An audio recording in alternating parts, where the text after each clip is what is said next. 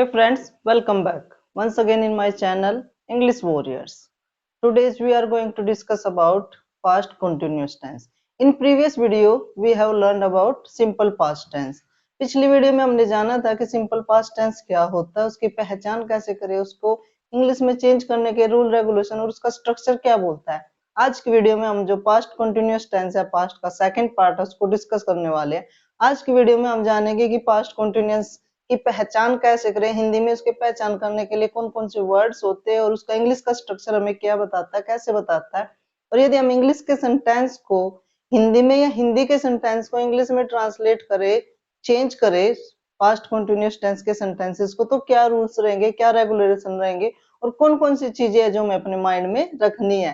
So without any delay let's get back to video. Our today's topic is past continuous tense. Past जो समय बीत चुका है, continuous means जो work in progress अभी भी जारी है, कंप्लीट नहीं हुआ। अनफिनिश्ड वर्क भी बोल सकते हो, जो काम अभी कंप्लीट नहीं हुआ। पास्ट कंटिन्यूअस टेंस ऐसा वर्क जो पास्ट में स्टार्ट हुआ था। यदि इसके एग्जाम्पल की बात करें या पहचान की बात करें, तो यदि पास्ट कंटिन्यूअस टेंस की हम पहचान की बात करते हैं कि हिंदी में हम इसकी पहचान कैसे करेंगे कि हमारे सामने कोई सेंटेंस है वो पास्ट कंटिन्यूअस टेंस का है या नहीं है। तो यदि इसके हिंदी की पहचान की बात करें तो पास्ट कंटिन्यूअस टेंस के वाक्य के अंत में रहा था, रही थी, रहे थे, रहा था, रही थी, रहे थे। किसी भी वाक्य के अंत में, लास्ट में, किसी भी सेंटेंस के एंड में यदि रहा था, रही थी, रहे थे आ रहा है तो वो आपका पास्ट कंटिन्यूअस टेंस है। और यदि उसके इंग्लिश के स्ट्रक्चर की बात करें तो इंग्लिश के स्ट्रक्चर के अकॉर्डिंग हमारा सबसे पहले सब्जेक्ट कर्ता डूअर बोलते हैं, जिसको हम हिंदी में जिसको कर्ता बोलते हैं, किसी भी वर्क को करने वाला। उसके साथ आपका वाज या वर का यूज होगा। वर्क की फर्स्ट फॉर्म के साथ आईएनजी, कई बार इसको वी फोर भी बोल देते हैं। और सबसे लास्ट में आपका ऑब्जेक्ट का यूज होगा। अब हम बात कर लेते हैं कि वाज का यूज किसके साथ होगा और वर का यूज किसके साथ होगा। If our subject is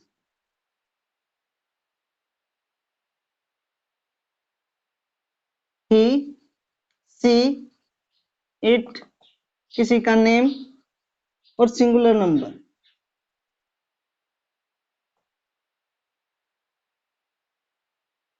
then we will use was. He, she, it किसी का नेम या सिंगुलर नंबर के साथ हम वोज का यूज करेंगे।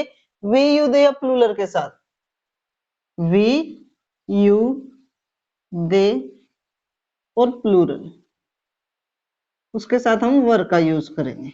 आई के साथ भी हमारा वोज का यूज होगा। If our subject is he, she, it किसी का नेम और singular number, then we will use was. And if our subject is we, you, they and plural, then we will use were. कुछ example है, इन example के through हम जानते हैं कि उसकी हिंदी में पहचान, हमने पहचान कर ली कि ये सेंटेंस आपका पास्ट कंटीन्यूअस टेंस का है, तो उसको अपने स्ट्रक्चर के अकॉर्डिंग, इंग्लिश के स्ट्रक्चर के अकॉर्डिंग, रूल रेगुलेशन के अकॉर्डिंग कैसे चेंज करें। चलिए कुछ एग्जांपल के थ्रू इस चीज को भी हम क्लियर कर लेते हैं।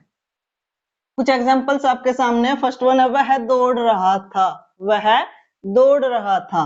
तो हमारा सब्जेक्ट क्या हो गया, वह। कर्ता क्या हो गया, वह। और दौड़ हमारी वर्ब होगी, वो जो सब्जेक्ट है, डूअर है, क्या वर्क कर रहा है, दौड़ रहा है। और रहा था हमारा किसको शो कर रहा है, पास्ट टेंस को। तो सबसे पहले सेंटेंस के स्ट्रक्चर के अकॉर्डिंग हमारा सबसे पहले सब्जेक्ट वह को इंग्लिश में क्या बोलते हैं, ही। और ही के साथ अब मैंने बात की कि उसके बाद हमारा वाज या वर का यूज होगा, तो ही के साथ हमारा क्या आएगा, वॉज का यूज होगा, ही वॉज। और वो क्या कर रहा था, दौड़ रहा था। दौड़ने को इंग्लिश में बोलते हैं रन, और उसके साथ आपका आईएनजी का यूज हो जाएगा, रनिंग।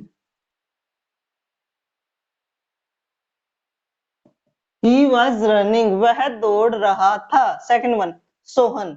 सोहन क्या हो गया हमारा, इसमें सब्जेक्ट, हंसना हमारी इसमें वर्ब हो गई, रहा था हमारा पास्ट टेंस को शो कर रहा है, तो सोहन हमारा सब्जेक्ट हो जाएगा, Sohan.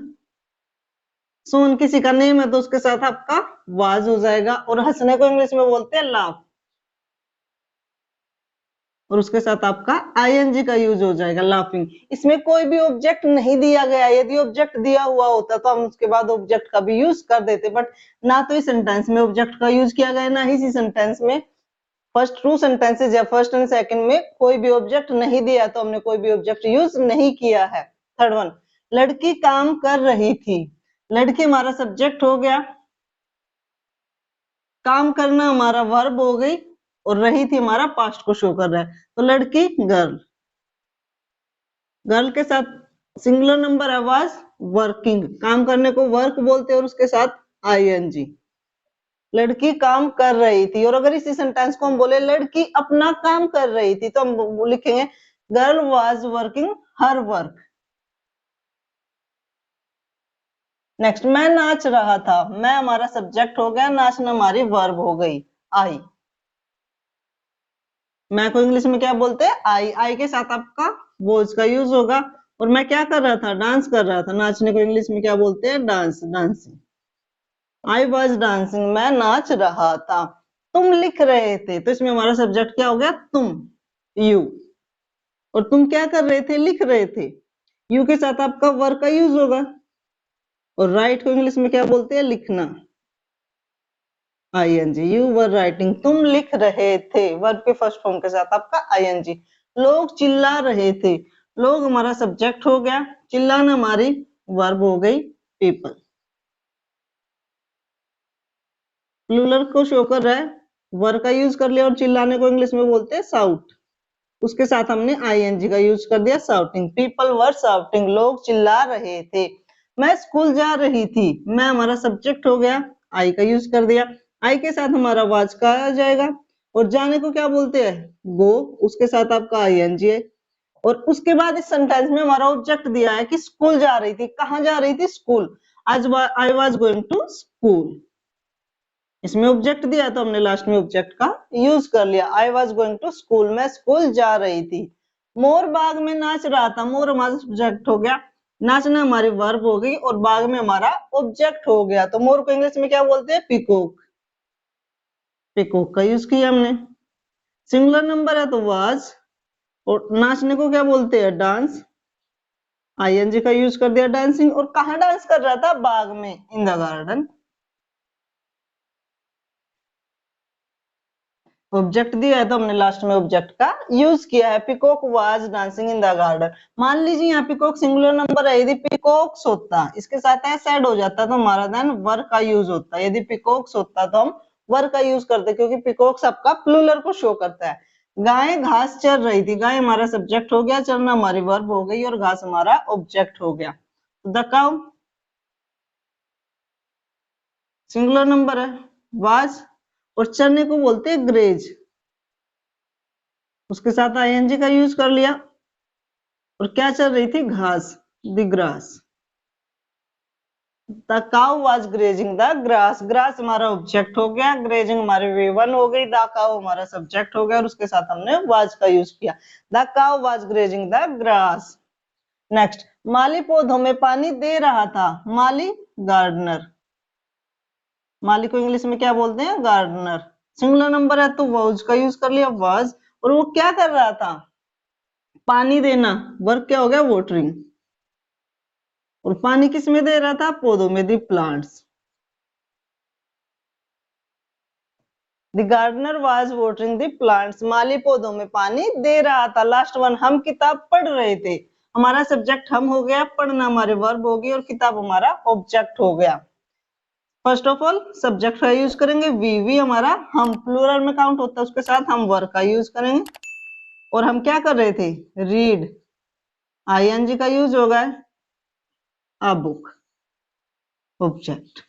We were reading a book, हम किताब पढ़ रहे थे। तो ये थे कुछ सेंटेंसेस जिनसे हमने क्लियर किया कि सिंपल पास्ट कंटिन्यूअस टेंस को हम पहचान कैसे करें, उसको चेंज कैसे करें। यदि हमें कोई सेंटेंस पास्ट कंटिन्यूअस टेंस में आता है तो हम उसको ट्रांसलेट कैसे करें, उसको हिंदी से इंग्लिश में और इंग्लिश से हिंदी में कन्वर्ट कैसे करें। इसमें सिर्फ आपको दो चीजों का ध्यान रखना है कि पास्ट कंटिन्यूअस टेंस में आपका सेंटेंस के लास्ट में रहा था, रही थी, रहे थे आएगा।